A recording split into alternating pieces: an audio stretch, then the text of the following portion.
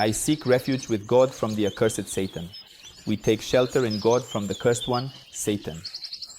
In the name of God, the compassionate and the merciful. Peace be upon our Master, our Prophet, and the chosen one Muhammad, and upon his pure and good family. Well, today we want to talk about a rather important matter that many have written to me asking to discuss. Paradise. What is paradise like? Where is paradise?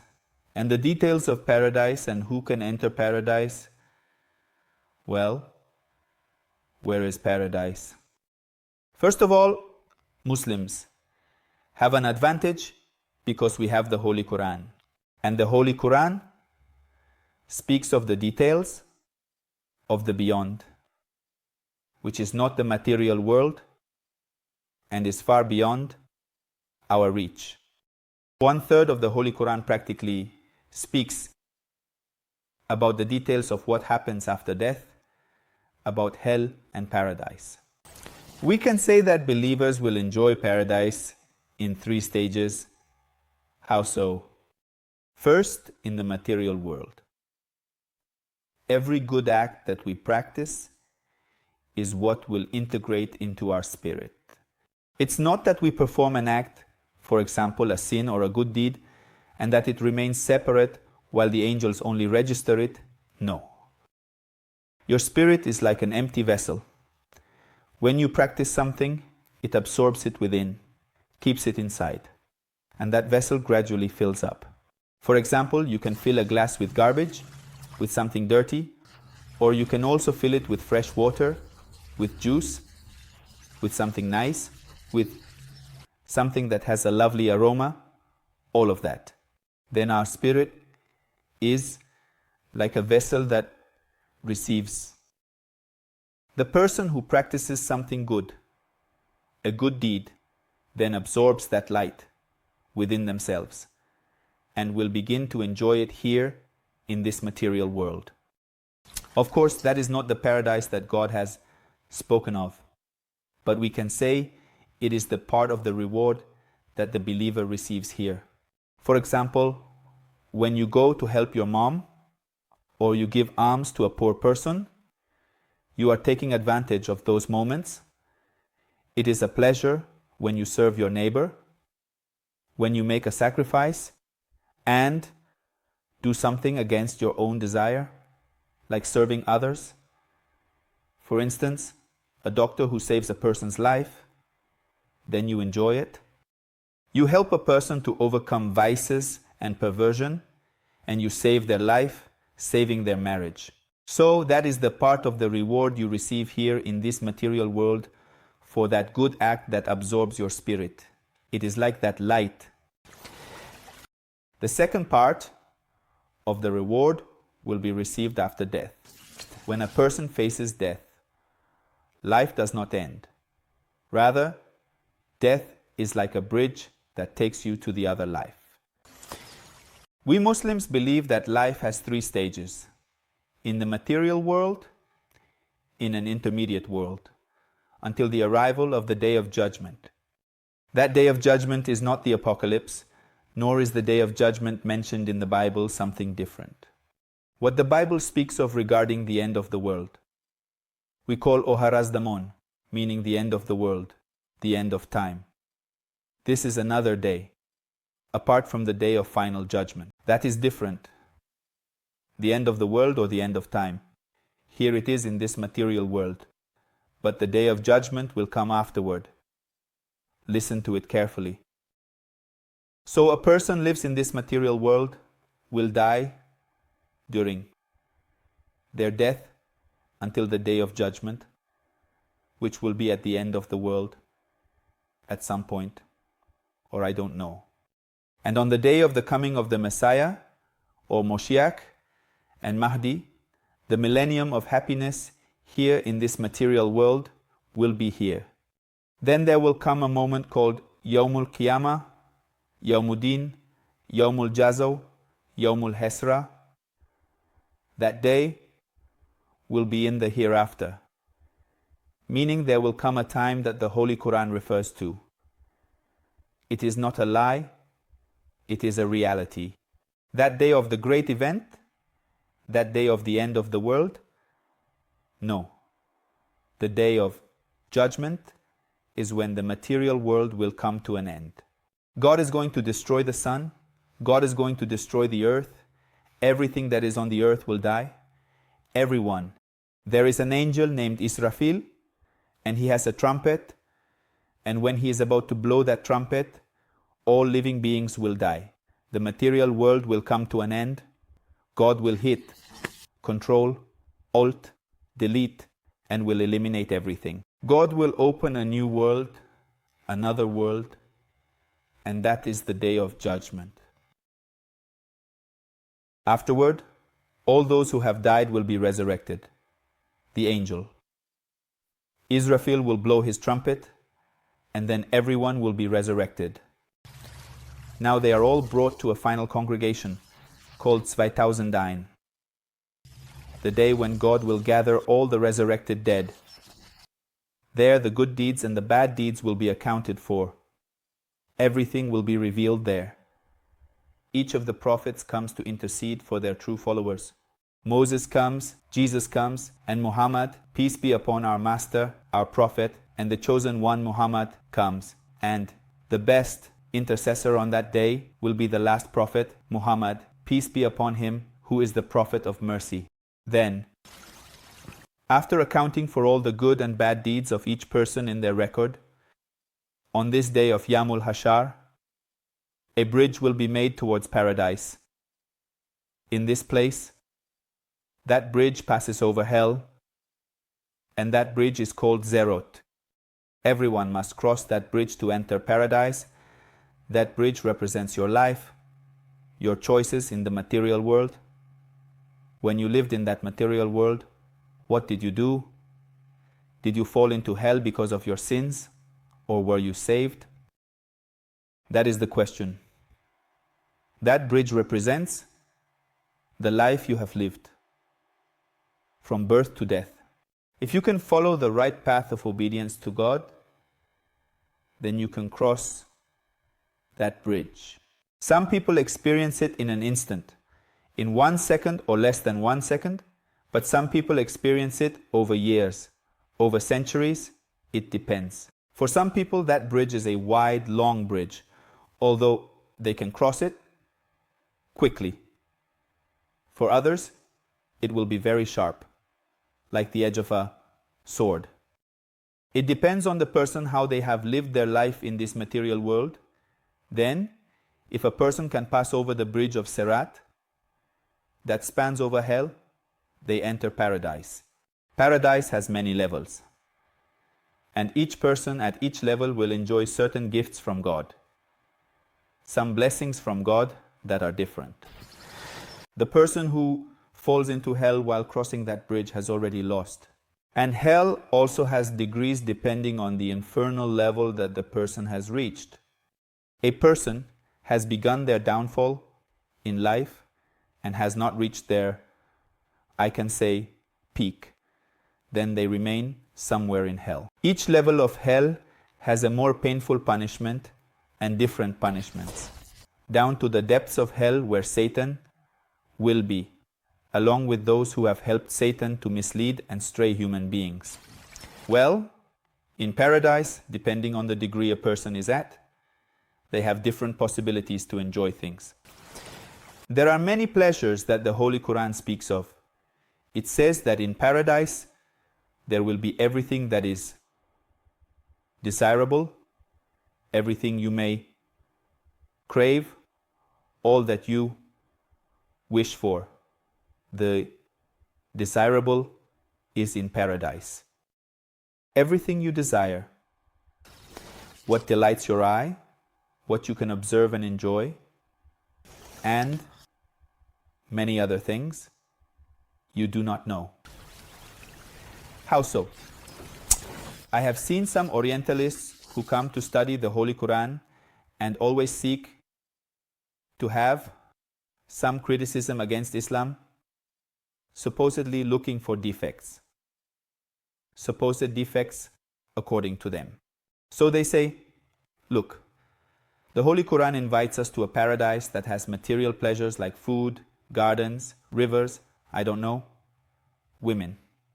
All of this. And why does the Holy Quran talk so much about these things?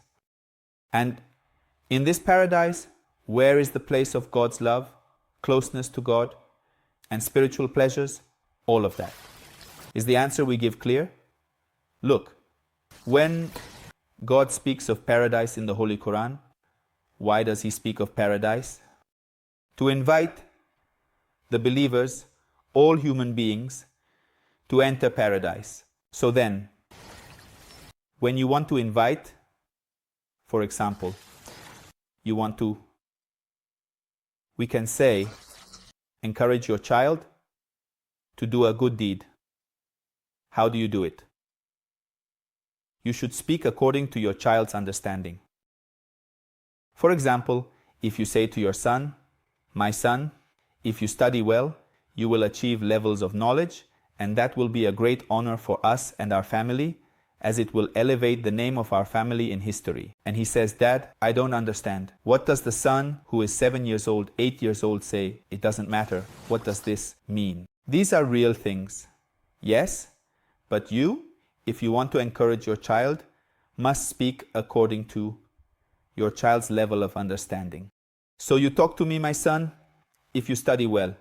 At the end of the year, when you pass all your exams, I will buy you a bicycle. Ah, well, bicycle, I understand. Game, I understand. I don't know. Chocolate, I understand. You take me on vacation, on a trip, I understand that. You take me to amusement parks, I understand that. It means, of course, that these rewards you give are not the real reward for what the child will achieve after so much study. But you, as a wise father who wants to help your son reach that level of study, need to encourage him according to his understanding. So you're going to give rewards according to your child's understanding. But if they ask you whether an amusement park is more important or that your child becomes a wise person, a great scientist in the future, you would say, of course, that my son being a scientist is worth 1,000 times more than spending 2 hours in amusement parks. Well, returning to God, God is wiser. We are human beings who have spent almost our entire lives with this material world and the material attractions of the material world.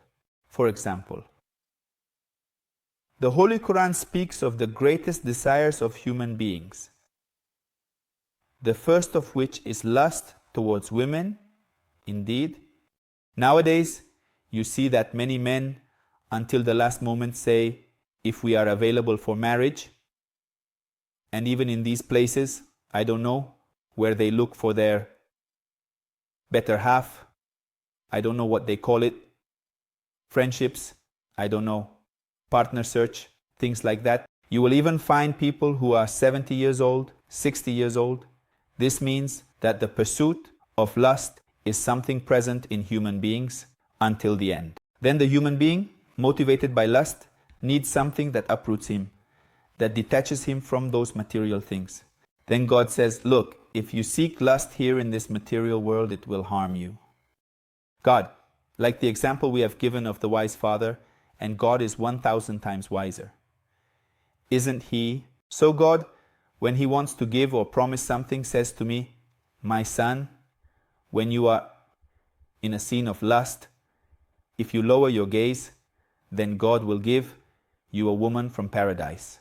And that woman from paradise is so beautiful, so lovely, that if a single hair from a woman of paradise were to fall into this material world, everyone would die from that beauty. They would die because they cannot withstand such beauty.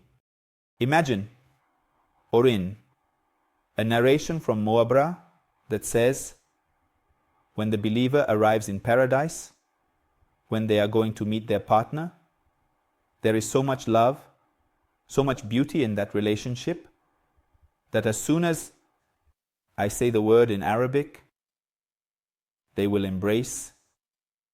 It is a way of embracing where, more than all Arabs, when they embrace, they place one throat over the throat of the other, It is a unique way of embracing.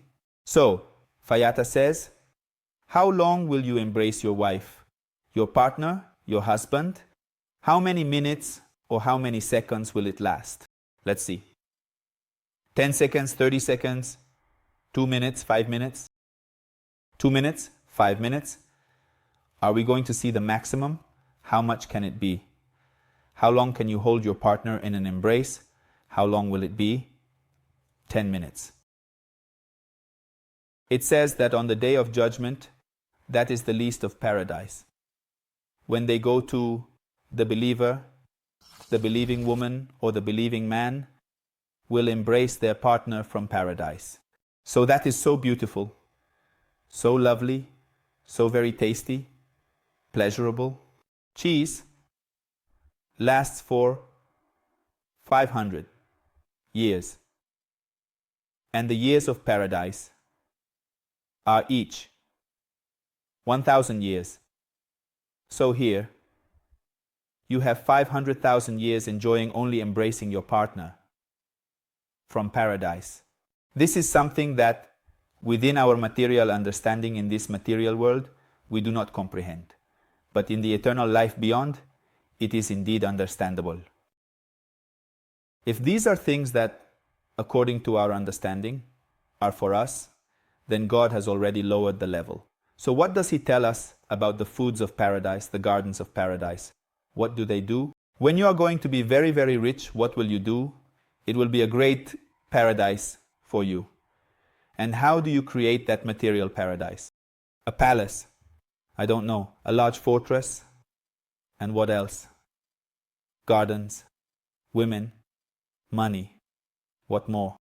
It all says that you will not lose anything if you are a believer, and beyond that, in a short time, by obeying God in this material life, you will grow so much that you will deserve to be in an infinite eternal paradise, and you will enjoy everything that you supposedly lost in the material life. You say, no, it's just that in the material life I have lived with what we can call chastity, modesty. I have lowered my gaze from what was supposedly pleasurable in that material world. Then God says, don't worry, you haven't lost anything. If you have not obtained the huris, the palaces of paradise, the gardens of paradise, and a lot of other things, it means you have not lost anything in this deal. You have given life, a limited material life, and you have gained an eternal life in paradise. So what God speaks of regarding the details of paradise in the Holy Quran is not that paradise is merely a material, carnal paradise, solely of women or just of gardens. No, it is that God is wise and speaks to the believers, that many of them are struggling against material life, and their greatest concerns are food, women, I don't know, children, having something like that. Then God says not to worry. Beyond this life, there will be everything of higher quality. So He always insists on that. And there are also verses from the Holy Quran, which are fewer in number compared to those that speak to us about detaching ourselves from the material world. But it also speaks of what is said to be much more beautiful and much more lovely things. In some narrations, it will explain how these things are. It speaks of closeness to God, which is much more pleasurable, the love for God, and the relationship that will exist between the believer and God. So there are narrations that I must confess I personally cannot understand. I am going to explain it to you if you can understand it, right? Because we are so attached to the material world that sometimes we cannot understand it. There is a narration that states, in the higher levels of paradise, there is a level that is for the mukarrabin. Mukarrabin means those who are closest to God, the most obedient servants of God, who are the nearest to Him. Very well. Then those mugarrabi explain that they are in some palaces of emeralds, I don't know, diamonds, things that are very important to us, but not to them. Then it says that what they receive in those palaces is nothing like what you think. They will receive God's attention. I don't know what that is, what it's like. To have a gaze from God, I don't know, like something of closeness to God. And every time they receive it, they faint from the pleasure they experience. So, waiting again, for example, for God to respond to them. And it is a spiritual degree that for us, who do not even enjoy our prayers, we do not understand. But the mystics say, this sweet taste of the prayer, of closeness to God, if a person has truly savored it, then they will never say that those material things have any flavor. The problem with us is that we have never tasted it. Do you know? To give an example for better understanding, if you talk to a 5-year-old child about the pleasure of a romantic relationship, they cannot understand it. Why? Because a child, for example, 5 years old or 7 years old, does not have sexual organs to test or verify what sex is. For instance, you can only talk about chocolate or a game because it is a concept. They do not have the means or resources to understand, for example, what the flavor of a couple's relationship is. So we, in comparison to the mystics, are like this, as attached to the material world as a child, who only understands what chocolate is, what sweetness is, which are material things. If they explain to us about a paradise full of palaces, women, food, and things, then God has lowered the level so that we can understand. But the mystics who have tasted this, there are narrations and they also understand it. We can say the high level of those experiences and flavors that exist in paradise. Well, concluding the first part of this talk, which is about paradise, we move on to the material world. People who practice good deeds will enjoy a beautiful and lovely spiritual relationship with their good actions and with God. It means they are filling their vessel of spirit with light and will enjoy. On the contrary, the person who is practicing sin will suffer from the sin, and their conscience will make life bitter for them. That bitterness of sin that a person suffers with someone who commits murder suffers. You see how many ex-soldiers who have committed atrocities in this arrogant country that has sent them to kill and murder many people all over the world, when they return to their country, they become a great conflict and social problem for their nation because they suffer in their conscience. These ex-soldiers suffer in their conscience from the crimes they have committed, and that is the consequence of sin. Well then, first in the material world, the believer will enjoy the reward of the good they have done.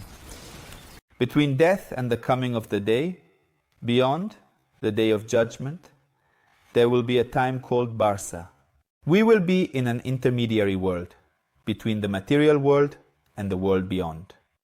In that life, in Barzakh, people will experience 3 types of life. Some will be like fainted, as if asleep, not understanding how that time passes. Normal people are like this. The very wicked, such as the unbelievers, the murderers, and the corrupt, will experience a mild hell, a hell less severe than the one that awaits them in the hereafter. And the believers experience a paradise that is also light, a paradise less delightful than what awaits them in the hereafter. Among 3 types of life, some will pass it as if in a dream. Some will suffer in punishments. And some will have a good time in Barzakh. When the day of judgment arrives, God will close the entire material world. The material world will come to an end. So, where is the end of the world? Where is the end of time? They are two different concepts. The end of the world and the end of time are two different things. What does it mean? In Christianity, what we have, they believe that we are now in the world of sin. All of that will come. There will come a time when Jesus will arrive.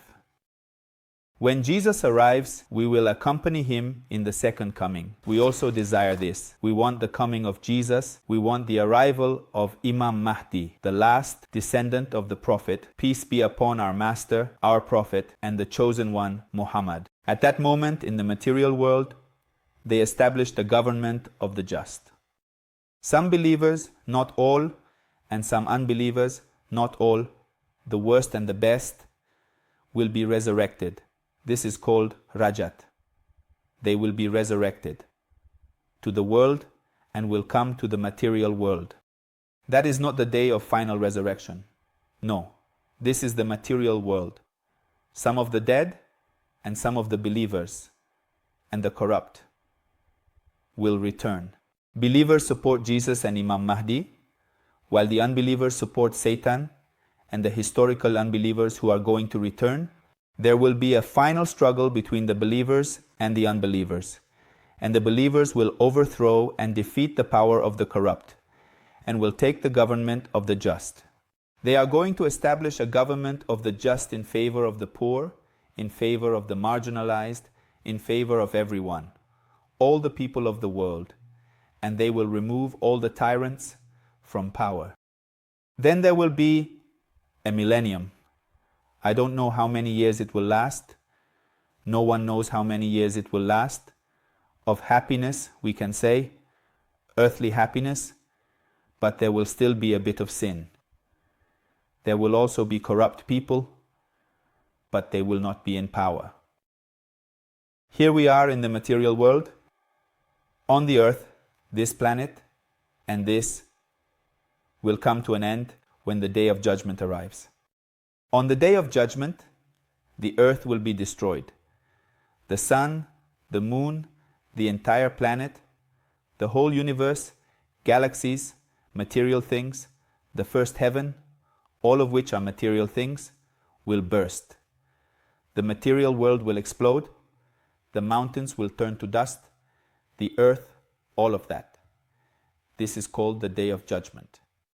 Then we reach the end of time. Imam Mahdi will come. Jesus will arrive. There will be a millennium of happiness. And afterwards, there will be the day of judgment, when the material world will come to an end. On the day of resurrection, the material world will cease to exist, and there will be paradise and hell. Unlike some religions that still have doubts about the existence of what they call purgatory, limbo, paradise, and hell. In Islam, this is very clear in all Islamic schools.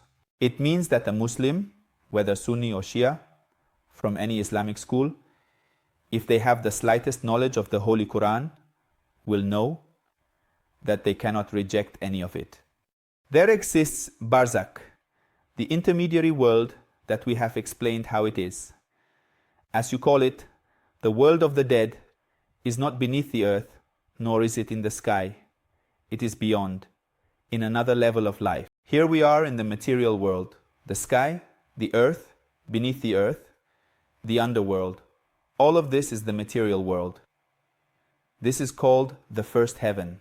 But Barzakh is on another level of life, in another world, in a different universe, distinct from the material one that we live in. The world of the dead, we have said, goes through 3 types of life until the day of judgment. And on the day of judgment, everything will come to an end.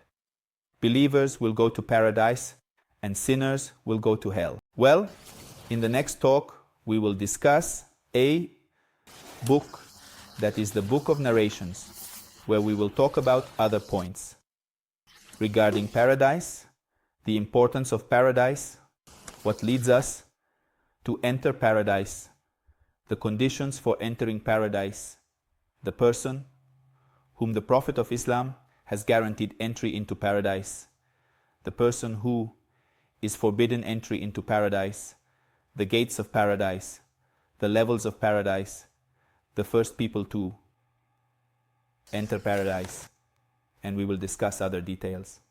There will also be another talk about hell and the details of the punishments of hell, what hell is like, and all of that. God willing, continue our conversation. Feel free to leave your opinions and comments, and you can also send your questions to my WhatsApp number, and we will respond. God bless you. Don't forget to share this talk with other brothers and friends. God bless you. Greetings to everyone. May the peace and blessings of God be upon all of you.